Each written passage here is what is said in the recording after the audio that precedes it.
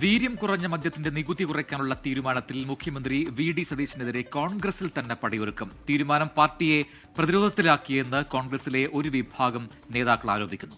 തെരഞ്ഞെടുപ്പ് കാലത്ത് പാർട്ടിക്കും മുന്നണിക്കും ഒപ്പം അടിയുറച്ചു നിന്ന ന്യൂനപക്ഷങ്ങളെ തീരുമാനം അകറ്റി എന്നാണ് വിലയിരുത്തൽ. ഏകപക്ഷീയമായ പോക്കിൽ പാർട്ടിക്കുള്ളിൽ കെ.സി. വേണുഗോപാൽ വിഭാഗം വി.ഡി. സതീശനെതിരെ പോർമുഖം തുറന്നിട്ടുണ്ട്. റിനു ശ്രീധർ തിരുവനന്തപുരത്ത് ചേർന്ന് കൂടുതൽ വിവരങ്ങളുമായി. Rinu, very good morning.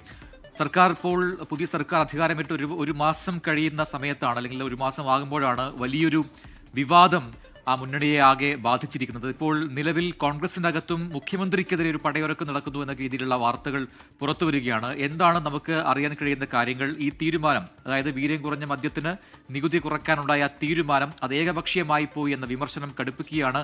അതിൽ നിന്ന് ഒരു പിന്മാറ്റം ഉണ്ടാകുമോ?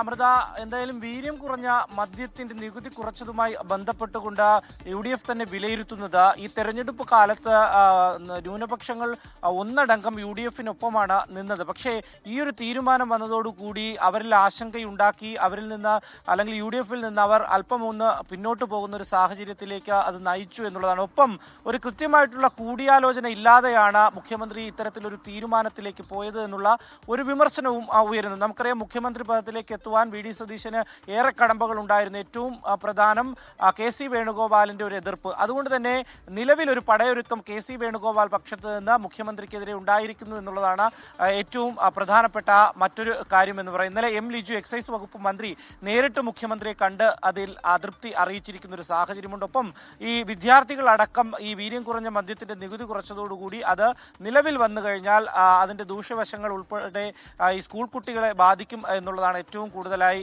വിലയിരുത്തപ്പെടുന്നത്. ഒരു പ്രത്യേക റിപ്പോർട്ട് തന്നെ ഇതുമായി ബന്ധപ്പെട്ടുകൊണ്ട് എക്സൈസ് കമ്മീഷണർ ഉൾപ്പെടെ തയ്യാറാക്കുന്ന ഒരു സാഹചര്യം, അതിനുശേഷം മന്ത്രി ആ റിപ്പോർട്ട് ഈ മുഖ്യമന്ത്രിക്ക് നൽകുന്ന ഒരു സാഹചര്യവും ഉണ്ടായിട്ടുണ്ട്. എന്തായാലും വലിയ വിമർശനമാണ് UDF-നകത്ത് ഈ വീര്യം കുറഞ്ഞ മദ്യത്തിന്റെ നികുതി കുറച്ചതുമായി ബന്ധപ്പെട്ടപ്പോൾ നിലവിൽ ഉണ്ടായിരിക്കുന്നത്. എന്തായാലും ഇനി ആ തീരുമാനം മാറ്റുമോ എന്നുള്ളതാണ്. അങ്ങനെയാണെങ്കിൽ UDF സർക്കാർ അധികാരത്തിൽ വന്നതിന് ശേഷം മറ്റൊരു തീരുമാനം കൂടി മാറ്റുന്നു, മറ്റൊരു യു-ടേൺ കൂടി ഉണ്ടാകുന്നു എന്ന് നമുക്ക് പറയേണ്ടി വരും. വരുന്ന 1-2 ദിവസങ്ങൾക്ക് അകം ഇതിന്റെ അന്തിമമായിട്ടുള്ളൊരു തീരുമാനമുണ്ടാകും. എന്തായാലും എക്സൈസ് വകുപ്പ് മന്ത്രി മുഖ്യമന്ത്രിയായി സംസാരിക്കുമ്പോൾ മുഖ്യമന്ത്രി പറഞ്ഞത് ഇതിൽ ചില തീരുമാനങ്ങളൊക്കെ എടുത്തു എന്ന് പറയുന്നത് ശരി തന്നെയാണ്.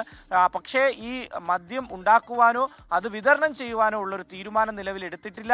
അത് കൂടിയാലോചിച്ച് കൃത്യമായിട്ടുള്ള തീരുമാനമായി മുന്നോട്ട് വരികയുള്ളൂ. അതെല്ലാവരുമായി ആലോചിക്കുമെന്നുള്ളൊരു കാര്യത്തിലാണ്. പക്ഷേ നിലവിൽ ഈ നികുതി കുറയ്ക്കുന്ന കാര്യം പ്രതിപക്ഷത്തിന് ഉൾപ്പെടെ ഒരു ആയുധമായിരിക്കുന്ന ഒരു സാഹചര്യമാണ്. കാര്യം LDF സർക്കാരാണ് ഈ വീര്യം കുറഞ്ഞ മദ്യവുമായി ബന്ധപ്പെട്ട് ചില തീരുമാനങ്ങൾ കൊണ്ടുവന്നതെങ്കിൽ പോലും അതിന്റെ നികുതിയുടെ വലിയ കുറവാണ് UDF സർക്കാർ കൊണ്ടുവന്നിരിക്കുന്നത്. ഇത് LDF-ന് അല്ലെങ്കിൽ പ്രതിപക്ഷത്തിന് ഒരു ആയുധമായിരിക്കുന്ന ഒരു സാഹചര്യമാണ് നിലവിലുള്ളത്. എന്തായാലും 2 ദിവസത്തിനകം ഇതുമായി ബന്ധപ്പെട്ട ഒരു അന്തിമ തീരുമാനത്തിലേക്ക് എത്തുമെന്നുള്ള ഒരു പ്രതീക്ഷയാണ് ഉള്ളത്. അമൃത, ശരി, ഏതായാലും ആ ഒരു തീരുമാനം മാറ്റേണ്ടി വരുമോ മുഖ്യമന്ത്രിക്ക് എന്നുള്ളതാണ് ഇനി അറിയേണ്ടത്. റിനു ശ്രീധറാണ് വിവരങ്ങൾ നൽകിയത്.